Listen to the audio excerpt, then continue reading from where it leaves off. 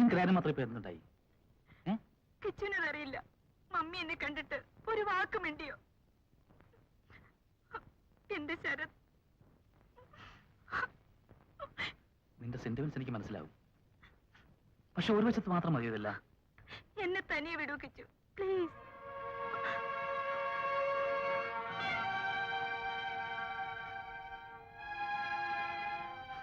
ഞാൻ പറയുന്നു കേൾക്കും. വാ, ഒന്നുമില്ല, കഴിക്കും. എന്തിനെന്നെ ഇങ്ങനെ ശല്യപ്പെടുത്തുന്നു? എന്റെ വിഷമം കിച്ചുവിന് മനസ്സിലാവില്ല. ശരിയാ, എനിക്കൊന്നും മനസ്സിലാവില്ല. ഞാൻ അരപ്പട്ടിണിക്കാരനെ വരും ചെയ്യോ? ഇവിടെ കാറുണ്ടോ, ഫ്രിഡ്ജ് ഉണ്ടോ, AC ഉണ്ടോ?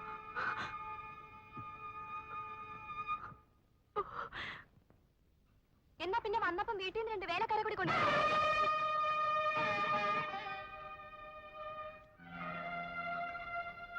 ലക്ഷ്മി എന്തിനാണ് വെറുതെ ദേഷ്യപ്പെടുന്നത്?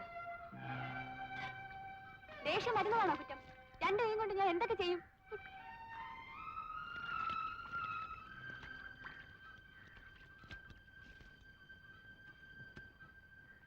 വേണ്ട വേണ്ട, ആരുടെ ഓശാരൊന്നും വേണ്ട.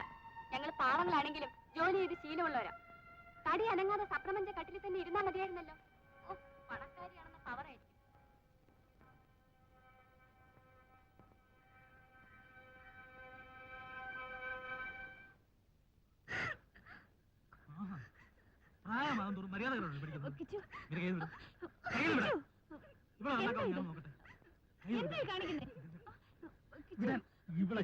എന്തോ നാടാ ഇതൊക്കെ? എടാ, തല്ലിയാണോടാ മര്യാദ പഠിപ്പിക്കുന്നത്? നിങ്ങളെ ആരെയെങ്കിലും ഞാൻ തല്ലിയിട്ടുണ്ടോടാ? അതിന്റെ കുഴപ്പമായതൊക്കെ. നിന്ന് മോങ്ങാതെ കയറി പോടി.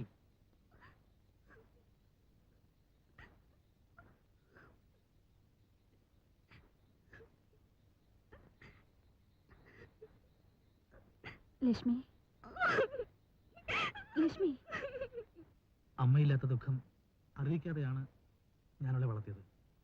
ഒന്ന് മണ്ണ് നുള്ളിയിട്ട് പോലും ഞാനവളെ നോച്ചിട്ടില്ല. ഇപ്പോ ആങ്ങളെയും പെങ്ങളും ആവുമ്പോ അങ്ങനെയൊക്കെ ഇരിക്കും. അതല്ല അച്ഛാമ്മ ചേച്ചി, ഇങ്ങനെ പോയാൽ എവിടത്തെ അവസാനിക്കുമെന്ന് എനിക്ക് പേടി. ഇങ്ങനെ നിയന്ത്രണം വിട്ടാലോ? ജീവിതം തുടങ്ങിയിട്ടല്ലേ ഉള്ളൂ. നിങ്ങൾ ഇണങ്ങിപ്പോകുന്നതിലാണ് ദാമ്പത്യത്തിന്റെ വിജയം എന്ന് കരുതി ഒരിക്കലും പിണങ്ങരുതെന്നല്ല. ചിലപ്പോഴൊക്കെ ഒന്ന് പിണങ്ങുന്നത് നല്ലതാണ്, അല്ലേ ചാമേ?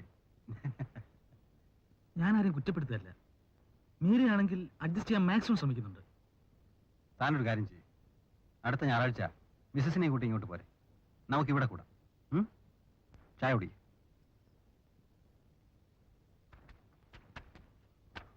അങ്ങേതിലെ വാസന്തി ചോദിക്കുകയാണ് ഇന്നലെ ഇവിടെ എന്തോന്ന് വഴക്കെന്ന്. ഞാൻ പറഞ്ഞു ചട്ടിയും കലം ആവുമ്പോ തട്ടിയും മുട്ടിയൊക്കെ കിടക്കുമെന്ന്.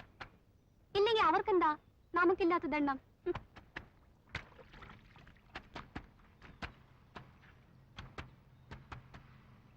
ചേച്ചിക്ക് ഇവിടുമാരെ അറിഞ്ഞൂടാ. ആരും നന്നാവുന്നത് കണ്ടുകൂടാത്ത കൂട്ടരാണ്. കുത്തി കുത്തി ഓരോന്ന് ചോദിക്കുന്നത് കേൾക്കുമ്പോ മുഖത്തിട്ടൊരു കുത്തു കൊടുക്കാൻ തോന്നും.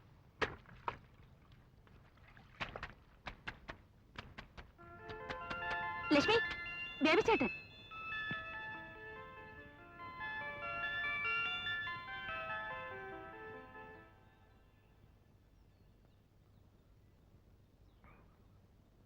ഹായ് മീര. പെണ്ണെ, നീ ആളങ്ങ് മാറിപ്പോയല്ലോ. ദേവിച്ചേട്ടൻ എപ്പോ എത്തി? ഇന്ന് ഉച്ചയ്ക്ക് വീട്ടിലൊന്ന് കയറി. ആന്റി അങ്കിളിനെയും കണ്ടിട്ട് നേരെ ഇങ്ങോട്ട് വിട്ടു. അകത്തോട്ടിരിക്കാം ബേബിച്ചേട്ടാ. ലക്ഷ്മി, ബേബിച്ചേട്ടന് നമ്മൾ എന്ത് കൊടുക്കും? കാപ്പിക്ക് വെള്ളം വെച്ചിട്ടുണ്ട്, ദോശമാവുണ്ട്, ദോശ ചൂടാ. ദോശ വേണ്ട ലക്ഷ്മി. എന്നാ ഞാൻ കുട്ടപ്പന്റെ കടയിൽ പോയി വടയും വാഴയ്ക്കപ്പം വാങ്ങിക്കൊണ്ടുവരാം. അയ്യോ, അത് വേണ്ട. നല്ല ബിസ്ക്കറ്റ് കിട്ടുമോ? അയ്യേ, അത് ചീനിമാവ് കൊണ്ട് ഉണ്ടാക്കിയതായിരിക്കും. എന്നാ വേണ്ട. പഴം കിട്ടില്ലേ? ആ, പഴം കിട്ടും, അവനുണ്ട്. അത് രണ്ടും കൊടുക്കാം.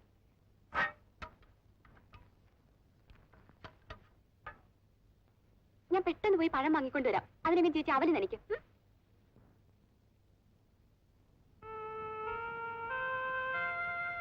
ഇത്ര വേഗം ഈ വീടുമായി നിനക്ക് ഇണങ്ങിപ്പോവാൻ കഴിയുമെന്ന് ഞാൻ കരുതിയില്ല. നിന്റെ കല്യാണക്കാരി പറഞ്ഞപ്പോ എന്റെ പേടി അതായിരുന്നു.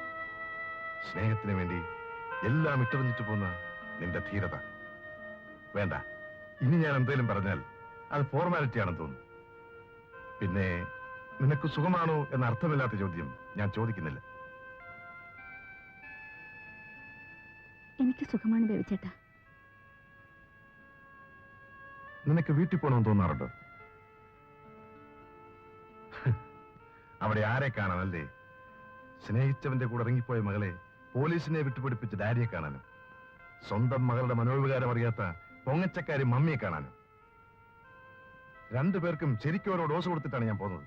വാചകത്തിലെല്ലാം വലിയ ആദർശം, കാര്യത്തോടടുക്കുമ്പോ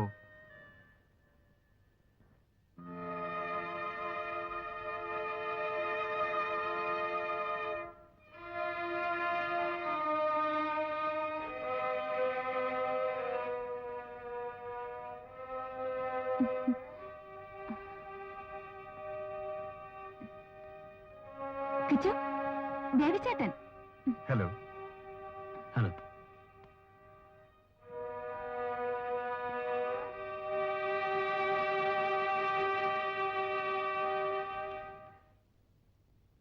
എത്ര പറഞ്ഞാലും കിച്ചുവിന് മനസ്സിലാവില്ലെന്ന് വന്നാൽ കഷ്ടമാണ് അല്ലേ? ബേബിച്ചേട്ടൻ എന്ത് വിചാരിക്കും? വലിയ കാര്യത്തിൽ നമ്മളെ കാണാൻ വന്നതാണ്. ഒന്നും വേണ്ട, അല്പം മാനേഴ്സ് കാട്ടിക്കൂടെ? ഈ പണക്കാരുടെ മാനേഴ്സ് ഒന്നും എനിക്കറിയില്ല. പണം പണം പണം ആർക്ക് വേണം കിച്ചു? മീരയ്ക്ക് നിസ്സാരമായിരിക്കും, പക്ഷെ എനിക്ക് വലുതാണ്. ദേ, എന്താ നിർത്തിക്കളഞ്ഞത്? പറയുന്നില്ലേ? പറ. മനുഷ്യനോട് മര്യാദയ്ക്ക് പെരുമാറാൻ എവിടെന്നെങ്കിലും പഠിക്കണോ? ഞാൻ എന്ത് ചെയ്തു പറ. ദേ, ഇങ്ങനെ കണ്ണടച്ചിരുട്ടാക്കരുത് കിച്ചു. എനിക്ക് ഇത്രയൊക്കെ പറ്റൂ. നിന്റെ ആൾക്കാരോട് പെരുമാറാൻ പുതിയ മാനേഴ്സ് ഒന്നും പഠിക്കാൻ എന്നെ കൊണ്ടുപോയി. നിന്റെ ബേബി ചേട്ടൻ എന്നെ പറ്റി എന്ത് ധരിച്ചാലും എനിക്കൊരു ചുക്കുമില്ല. മനസ്സിലായില്ലേ? ഞാൻ കിച്ചു, stop it.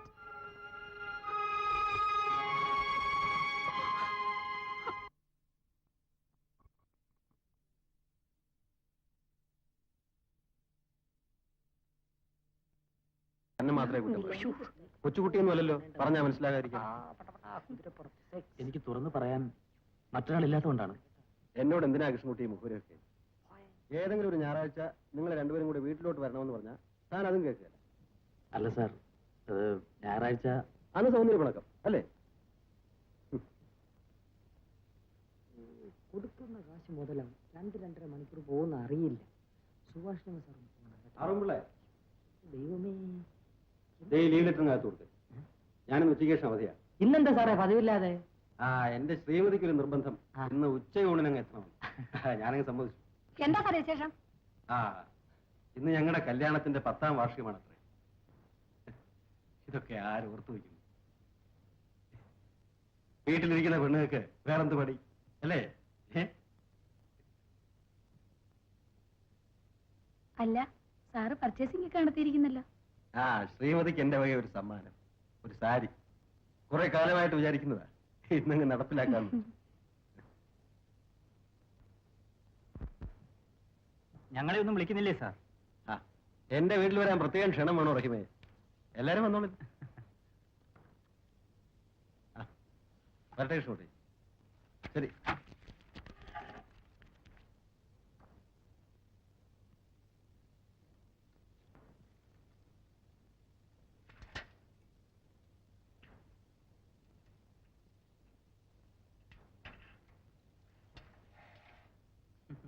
അറിയാമോ സാറേ, ഇന്ന് ഉണ്ണാൻ പോകുന്നില്ലേ? കൃഷ, താൻ എന്താടോ ഇങ്ങനെ ഇഞ്ചി അടിച്ച കുരങ്ങനെ പോലെ ഇരിക്കുന്നത്? വാ, നമുക്ക് സേവിയേഴ്സിൽ പോയി 2 സ്മോൾ അടിച്ചിട്ടുണ്ട്. ഞാനല്ല. യവന്മാർക്ക് വേറെ ഒരു ജോലിയും ഇല്ല. വിശന്ന് കറങ്ങി ഇരിക്കുമ്പോഴാണ് അവന്റേക്ക് ഒരു ഫോൺ വിളി. കൃഷ, ഇടുവാ.